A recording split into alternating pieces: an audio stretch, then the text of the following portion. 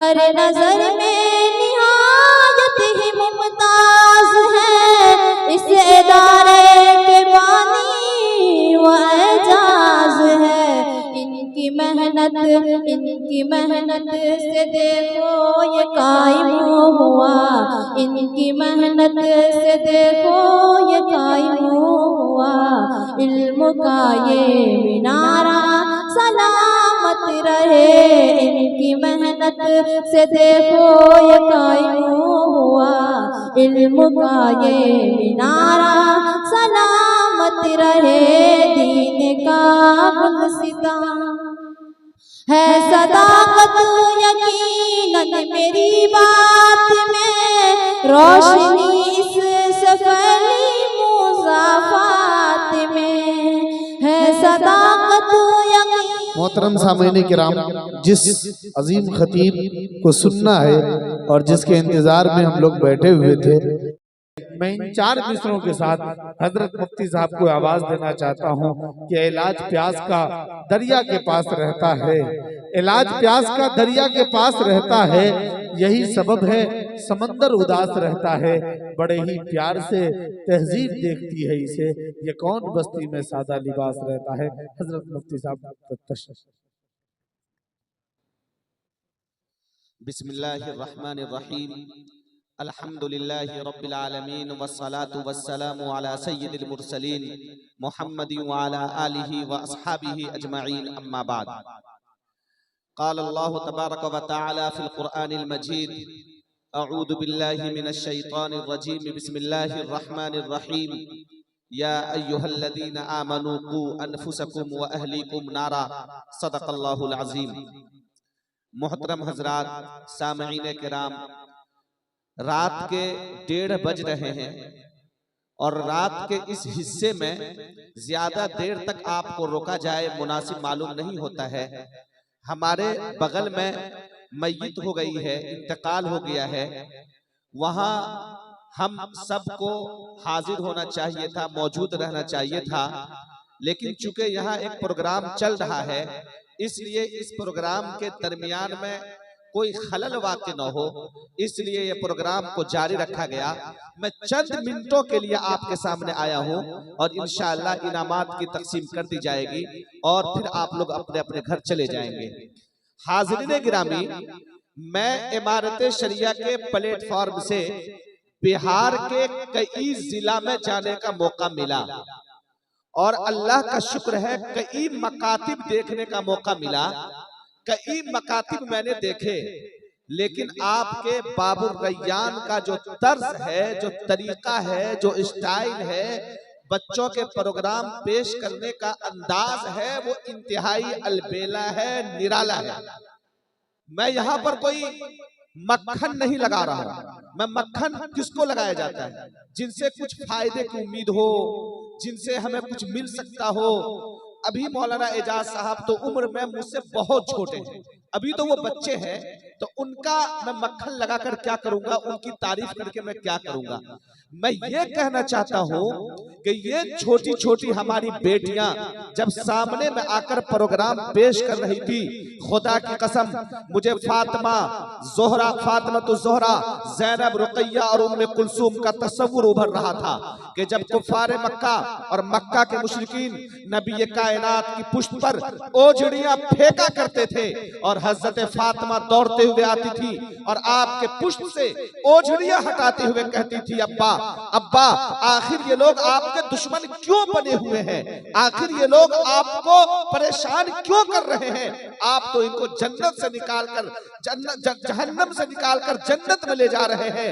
हजरत फातिमा का वो मासूम अंदाज, हजरत फातिमा का वो मासूम तरीका जो हमने किताबों में पढ़ा है, आज देखने को मिल रहा था कि हमारी बहनें जो आप गांव गांव घूम लीजिए, देख लीजिए कि 15 साल की लड़कियां, 16 साल की लड़कियां जिसकी अभी शादी भी नहीं हुई है, दूध के दांत भी नहीं टूटे हैं, हाथ में मोबाइल लेकर और सर का दुपट्टा अपने कमर में बांधकर मोबाइल से बात करते हुए गांव के एक किनारे से लेकर दूसरे किनारे तक चली जाती है और उसके गांव में रहने वाला जिम्मेदार उसको नहीं टोकता, उसका भाई उससे नहीं पूछता, उसका बाप उससे नहीं पूछता कि तुम्हारी तो शादी भी नहीं हुई है, तुम आखिर किससे बात कर रही हो। लेकिन आज मौलाना एजाज साहब ने हम बाजार वालों को, जमैला वालों को एक ऐसा सेंटर दिया है, एक ऐसा मकतब फराहम किया है जहां हमारी छोटी छोटी बच्चियां जब आती है तो अपने सर पर निकाब डालती है, बदन पर बुर्का डालती है और ये साबित करती है कि मैं आयशा और खदीजा की बेटी हूँ। मेरे सामने दुनिया की तमाम औरतों को चेंज करने का मंसूबा जो मोहम्मद अरबी ने दिया है वो मेरे सामने है। मैं फहाशी और उरियाने फैलाने के लिए नहीं आया हूँ।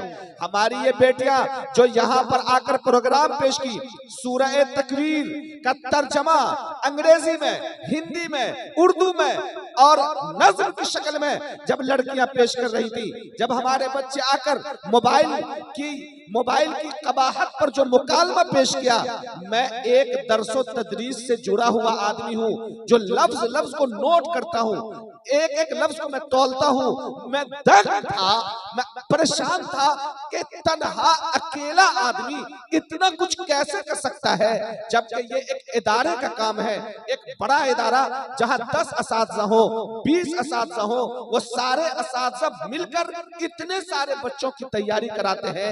एक तने तन्हा मौलाना एजाज जनाब हशमत अली साहब का बेटा जब ये लड़का उसके घर में पैदा हुआ होगा तो कौन सोच सकता था कि ये बड़ा होकर किसी गांव में जाकर इमामत करके 10,000 रुपया नहीं कमाएगा, किसी मदरसे में पढ़ाकर 15,000 रुपया नहीं कमाएगा, बल्कि अपने गांव की मिट्टी से जुड़ा रहेगा, अपने गांव की मिट्टी से मिला रहेगा और ये कहेगा कि मैं बाहर जाकर मैं इज्जत नहीं कमाना चाहता, मैं गांव में रहकर एक मर्दुम साज बनकर दिखाना चाहता हूं और ये साबित करना चाहता हूं कि अगर गांव में भी काम किया जाए तो लोग उसको कबूल करते हैं, लोग उसको तस्लीम करते हैं। कर्नाटका की एक लड़की घिर जाती है चंद भेड़ियों के दरमियान, चंद भेड़िए उसको घेरते हैं और अजीब और गरीब किस्म का नारा लगाने लगते हैं।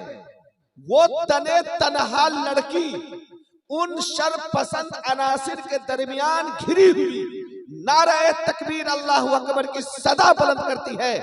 जरा मुझे बतलाओ कि वो मासूम खान की बेटी दुबली पतली सी, आखिर उसको किसने ये बतलाया था कि कलमा तौहीद ला इलाहा इल्लल्लाह मुहम्मदुर रसूलुल्लाह से किसी भी किस्म का समझौता नहीं किया जा सकता है। यकीनन बाबुर रैयान ही की तरह का वहां कोई मकतब होगा, वहां कोई मौलाना साहब बैठते होंगे जिसने अपने बच्चों को कलमा तौहीद सिखलाया होगा, ईमान मुजमल बतलाया होगा, ईमान मुफस्सल सिखलाया होगा। मौलाना असरारुल हक साहब कासमी किशनगंज के एमपी इंतकाल कर गए। पटना में उनका खिताब चल रहा था, बयान चल रहा था, हम लोग सामने बैठे हुए थे।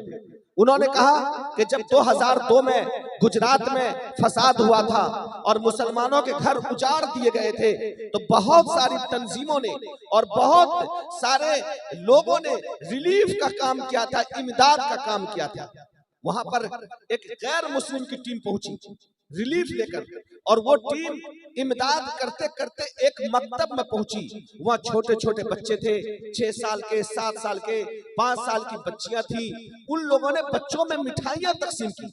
वो गैर मुस्लिम तंजीम से जुड़े हुए अफराद ने बच्चों में मिठाइयां तकसीम की, टॉफियां तकसीम की और बच्चों से कहा कि बेटो मैंने तुम्हारे लिए शर्ट लाया है, मैंने तुम्हारे लिए पैंट लाए हैं, अगर तुम एक बार कह दो कि हमारे पुरखे हिंदू थे, एक बार तुम जय श्री राम का नारा लगा दो तो मैं तुम्हें कपड़ा दूंगा, मैं तुम्हें रुपया दूंगा, मैं तुम्हें पैसा दूंगा। ये 5 साल का बच्चा, 7 साल का बच्चा जिसकी नाक साफ नहीं थी और पाजामा बांधने का ढंग नहीं था, मौलाना असरारुल हक साहब का कहना था कि उन्होंने अपनी जबान पर रखी हुई चॉकलेट और टॉफी फेंक दिया और कहा ऐ ईमान के लुटेरो, तुम समझते हो कि मैं कपड़े के लालच में और पैसे के लालच में मैं ईमान का सौदा कर लूंगा, मैं अपनी जान तो दे सकता हूं लेकिन ईमान का सौदा नहीं कर सकता। ये 5 साल के बच्चे को, 7 साल के बच्चे को अल्लाह की इलाहियत, रब की रब्बानियत, उसकी फरदानियत और समदानियत समझाने वाला कौन था? यकीनन बाबुर रैयान की तरह का वहां कोई मकतब होगा जहां कोई मौलाना साहब बैठते होंगे जिसने बच्चों को अल्लाह के बारे में बतलाया होगा, रसूलुल्लाह के बारे में बतलाया होगा। आज अगर मौलाना एजाज साहब हमारे इन बच्चे और बच्चियों को सिखला रहे हैं और ऐसा ईमान पैदा कर रहे हैं कि आगे चलकर अगर ये कॉलेज की सीढ़ियां तय करेंगी और यूनिवर्सिटियों के दहलीज पर कदम रखेंगी और डॉक्टर बनेगी और इंजीनियर बनेगी, फिर भी इसे अल्लाह याद रहेगा, रसूलुल्लाह याद रहेगा, कुरान पढ़ने इसे आएगा, इतनी सूरतें याद होंगी जिससे वो नमाज पढ़ सके, जनाजा की दुआएं याद होंगी, तरावी पढ़ने का तरीका उसको मालूम होगा। जब इसके कोख में बच्चा आएगा उस बच्चे की वो तरबियत करेंगे। आज अगर हम मकतब से गुजारे बगैर बच्चों को स्कूल में दाखिल कर दिए, हमने उसको मकतब में, मदरसे में, मस्जिद के इमाम साहब के हवाले नहीं किया और हमने सीधे उसको स्कूल में दाखिल कर दिया, आपने उसको कॉलेज में पढ़ाया, यूनिवर्सिटी में पढ़ाया, लाखों रुपया कमाया, 1.5 लाख 2 लाख रुपया वो घर भेजता है, आप सीना चौड़ा किए हुए हैं, मोच ऊंची किए हुए हैं। क्यों? कि मेरा बेटा 2 लाख रुपया कमा रहा है, आप जमीन खरीद रहे हैं, बागात खरीद रहे हैं, अकाउंट बढ़ रहा है और पूरे गांव में चौधराहट आपकी कायम है। अचानक मौत का फरिश्ता अपने आहिनी पंजे में आपको जकड़ लेता है और गांव में ऐलान होने लगता है कि फलां साहब का इंतकाल हो गया है। आपका बेटा आता है दौड़ते हुए कि मेरे बाप का इंतकाल हो गया है। जब घर पहुंचता है तो देखता है कि बाप सोया हुआ है, रूठा हुआ है और एक ऐसे सफर पर जा रहा है जहां से कभी वापस नहीं आएगा। बहन को रोते हुए देखता है, माँ को रोते हुए देखता है। वो बाप नहलाया जा रहा है, बेटा देख रहा है, कफनाया जा रहा है, बेटा देख रहा है, ताबूत में रखा जा रहा है, बेटा देख रहा है, ताबूत उठाया जा रहा है, बेटा देख रहा है, जनाजा गाह की तरफ ले जाया जा रहा है, बेटा देख रहा है। इमाम साहब सब सीधी करवा रहे हैं, सारे लोग सब सीधी कर रहे हैं। इमाम साहब जनाजा की दुआ पढ़ रहे हैं, सना पढ़ रहे हैं, दुरूद पढ़ रहे हैं और आपका वो बेटा जिसके पैदा होने पर आपने खुशियां मनाई थी, आपका वो बेटा जिसके पैदा होने पर आपने मिठाइयां तकसीम की थी, आपका वो बेटा जिसके शौक को पूरा करने के लिए आपने अपनी जरूरत मार ली थी, आपका वो बेटा जिसकी फीस अदा करने के लिए आपने गंदी लुंगी पहनी, गंदा कपड़ा पहना, लेकिन बेटे का फीस अदा किया। वो बेटा जो 1.5 लाख 2 लाख रुपया कमाकर भेजता था और आप ऐश कर रहे थे, आज गैर तो गैर सब जनाजा की दुआ पढ़ रहे हैं और आपका बेटा चुपचाप हाथ बांध कर खड़ा है। उसे जनाजा की दुआ भी याद नहीं कि मोहब्बत करने वाले माँ बाप की जनाजा की नमाज में जनाजा की दुआ पढ़। इसी से बचाने के लिए यह मकतब बाबुर रैयान का कयाम अमल में लाया गया है। इसी से बचाने के लिए यह मकतब बाबुर रैयान का कयाम अमल में लाया गया है। अगर जब तक जमैला बाजार की इस धरती पर मकतब बाबुर रैयान का कयाम रहेगा, इंशाअल्लाह मैं पूरी गारंटी के साथ अल्लाह की जात पर भरोसा करके कहता हूं कि अखबारात की सुर्खियों में और सोशल मीडिया के वायरल होने वाली वीडियो में जमैला बाजार की कोई लड़की आपको ऐसी नहीं मिलेगी जो कोई गैर मुस्लिम के साथ भागकर शादी करेगी। जब तक इस मकतब का कयाम रहेगा, क्या आप नहीं देखते जब सोशल मीडिया पर वायरल होने वाले वीडियोस जहां एक बुर्का पहने हुए लड़की है और टीका लगाए हुए लड़के के साथ भागकर पूरे मुस्लिम समाज के मुंह पर कालक पोत रही है? क्यों? इसलिए कि उसके माँ बाप ने मकतब का मुंह नहीं दिखलाया, उसके माँ बाप ने कलमा तौहीद ला इलाहा इल्लल्लाह मुहम्मदुर रसूलुल्लाह सिखलाने वाला तैयार नहीं किया। वो ईमान कि हजरत सुमैया को पीठ से चीर दिया गया, लेकिन उसने ईमान का सौदा नहीं किया। इमाम मालिक रहमतुल्लाह अलैह की उंगलियां काट दी गई, लेकिन उसने ईमान का सौदा नहीं किया। इमाम अहमद बिन हंबल रहमतुल्लाह अलैह की पुष्ट पर 20,000 कोड़े बरसाए गए, लेकिन उसने ईमान का सौदा नहीं किया। मौलाना हुसैन अहमद मदनी रहमतुल्लाह अलैह पर शुद्ध वारंट का ऑर्डर जारी किया गया, लेकिन उसने ईमान का सौदा नहीं किया। मौलाना महमूदुल हसन देवबंदी को माल्टा के जेल में कैद कर दिया गया, लेकिन उसने ईमान का सौदा नहीं किया। मकतब की इस धरती पर 4 साल और 5 साल की उम्र में नाक बहने वाला बच्चा जब अपना वजूद लेकर दाखिल होता है, लेकिन जब वो निकलता है तो अल्लाह का एक गुलाम बनकर निकलता है। ये मदरसा है, तेरा मैं कदा नहीं साकी, यहाँ के खाक से इंसान बनाए जाते हैं। मैं कहना चाहता हूं उन लोगों को जो टोपी और दाढ़ी वाले को घटिया निगाह से देखता है। मैं कहना चाहता हूं उन लोगों को जो ये समझता है कि मौलवी 2 रोटी और 2 बोटी का सिर्फ इंतजाम कर सकता है, उससे आगे की वो सोच नहीं सकता। मैं चैलेंज के साथ कहता हूं कि आओ मेरे सामने बैठो और जनाजा की दुआ पढ़कर सुना दो, अल्हम्दुलिल्लाहि रब्बिल आलमीन पढ़कर सुना दो। लेकिन मेरा ये लाल आज खड़ा होगा, अल्हम्दुलिल्लाहि रब्बिल आलमीन पढ़ेगा, मिनल जिन्नति वन नास तक पहुंचेगा। अगर अल्लाह इसको सवाब देगा, इसके बाप को सवाब देगा, इसकी माँ को सवाब देगा, तो इससे कहीं ज्यादा सवाब मौलाना एजाज साहब को देगा। ये अजीबो गरीब अलमिया है। लोग ये समझते हैं कि मौलवी कर क्या लेगा, मौलवी क्या करेगा बतलाऊं? आपका इंतकाल होगा, बेटा रोएगा, चीखेगा, चिल्लाएगा, ऐसा लगेगा कि सब्र नहीं आएगा, लेकिन आपको मनो मिट्टी के नीचे डाल देगा और फिर भूल जाएगा, उसे याद भी नहीं रहेगा कि मेरा भी कोई बाप था। भाड़े के चंद लोगों को बुलवाएगा, कुरान खानी करवा देगा और सोचेगा कि मैंने माँ बाप का हक अदा कर दिया।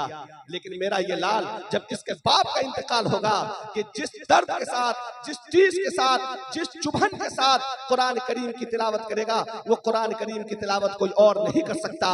ये एक एक आयत पढ़ेगा, अल्लाह के सामने अपने मासूम हाथों को हवा में लहराएगा और कहेगा अल्लाह अल्लाह, मेरा एक बाप था जो चाहता मुझे मुंबई भेज देता, मैं लूम मशीन चलाता, काटी मशीन चलाता, लुधियाना भेज देता, मैं जड़ी का काम करता, वहां से पैसा भेजता, बहनों की शादी करता, बाप की मुआवनत करता। लेकिन मेरे बाप ने कहा कि मैं खेत में काम करूंगा, मेरे बाप ने कहा कि मैं भट्टा पर ईंटा बनाऊंगा, मेरे बाप ने कहा कि मैं रोड में काम करूंगा। लेकिन बेटा मैं तुझे अल्लाह का कलाम सिखलाऊंगा, मैं तुझे कुरान सिखलाऊंगा। अल्लाह मेरा बाप आपके पास जा चुका है, आप उसे बख्श दे, आप उसे बख्श दे।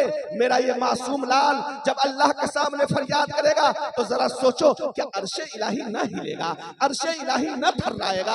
जो अल्लाह 70 माह से ज्यादा मोहब्बत करने वाला है, क्या उसका दिल न पसीजेगा? यकीनन दिल पसीजेगा। ये मकतब बाबुर रैयान के इस स्टेज से 1:30 बजे रात में जो पैगाम आपको दिया जा रहा है, उस पैगाम को एक कान से लेकर दूसरे कान से मत निकालिए, बल्कि आप ये सोचिए और इस बात को समझिए और ये बात अपने दिल में अमल की नियत से गढ़ करिए कि हमारे घर में जो भी बच्चा पैदा होगा उस बच्चे को पहले इस्लामी तालीमात के जेवर से आरास्ता करेंगे। जिस तरह नमाज पढ़ना फर्ज, रोजा रखना फर्ज, हज करना फर्ज, अगर कोई नमाज नहीं पढ़ता है, रोजा नहीं रखता है, गुनहगार होता है, ऐसे ही अपने बच्चों की दीनी तालीम और तरबियत का इंतजाम करना फर्ज है। अगर कोई माँ बाप अपने बच्चों की दीनी तालीम और तरबियत का इंतजाम नहीं करता है तो वो गुनहगार होता है, जैसे नमाज छोड़ने वाला गुनहगार होता है। नवादा, नालंदा के बगल में नवादा एक शहर है, इमारत शरिया का वफ्द था, हम लोग वहां उस वफ्द में शरीक थे। अचानक एक मकतब में पहुंचे, छोटा सा बच्चा था, नाक बह रही थी। मैं जो बार बार बोलता हूँ नाक बहता हुआ, ऐसे उसी को देखकर बोलता हूँ, नाक बह रही थी। मैंने उस बच्चे से पूछा कि बड़े बनकर क्या बनोगे, बड़े हो गए तो क्या बनोगे? सोचे क्या जवाब बन सकता है उन बच्चों का। मैंने उस बच्चे से पूछा था कि बड़े होकर क्या बनोगे, तो उसने कहा कि मैं मदीना जाना चाहता हूँ हज करने के लिए, नबी का रोजा देखना चाहता हूँ।